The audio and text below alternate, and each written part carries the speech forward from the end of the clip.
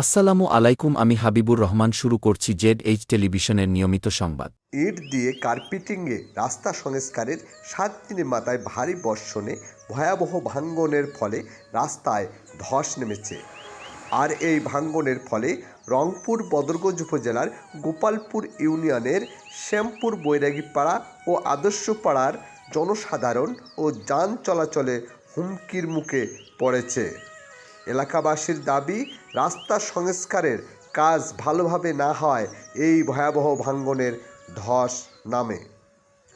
এলাকাবাসীর দাবি, সংশ্লিষ্ট কর্তৃপক্ষ দ্রুত পদক্ষেপ না নিলে রাস্তাটি আরও মারাত্মক হুমকির মুখে পড়বে। কি অবস্থা রাস্তা বলেন তো? ওই তো ভাঙ্গিছে রাস্তা।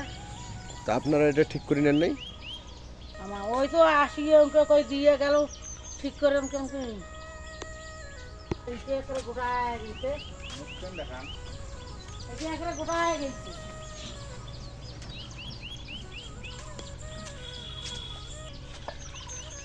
এটা না গোটায় গেছে, গোটায় গেছে।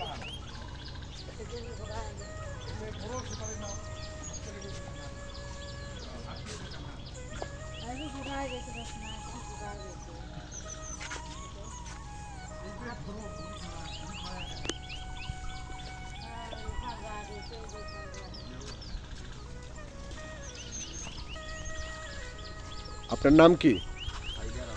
রাস্তার কি অবস্থা হয়েছে? রাস্তা ভাঙি যাচ্ছে, দিঘির মধ্যে গলি যাচ্ছে। এটা রাস্তার কাজ করা কতদিন হয়? এই কিছুদিন আগে করে যা, কতদিন তারপর? এই 15-20 দিন, একে 20 দিন।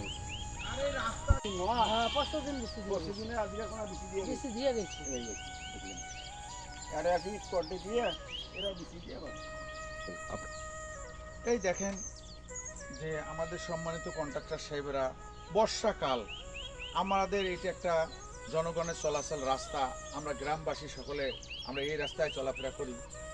কন্ট্রাক্টর কাজ করলো, কাজ করে যাওয়ার পর যে অবস্থা, আমাদের এখন চলাফেরাও করা যাচ্ছে না, রাস্তাটা ভাঙিয়ে যাচ্ছে। কারো কোনো খবর নাই, না কর্তৃপক্ষের কোনো খবর আছে, না কন্ট্রাক্টরের কোনো খবর আছে, বা কারো কোনো খবর নাই।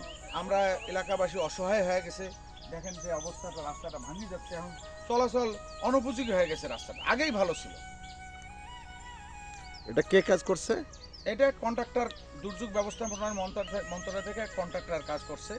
হ্যাঁ, এখন সেই কন্ট্রাক্টর, আমি মনে করি যে কর্তৃপক্ষের দ্রুত প্রয়োজনীয় ব্যবস্থা গ্রহণ করে, যাতে রাস্তাটা দিয়ে আমরা চলাফেরা করতে পারি, এলাকার লোক চলাফেরা করতে পারি, তার প্রয়োজনীয় ব্যবস্থা গ্রহণ করার জন্য আমি অনুরোধ করতেছি।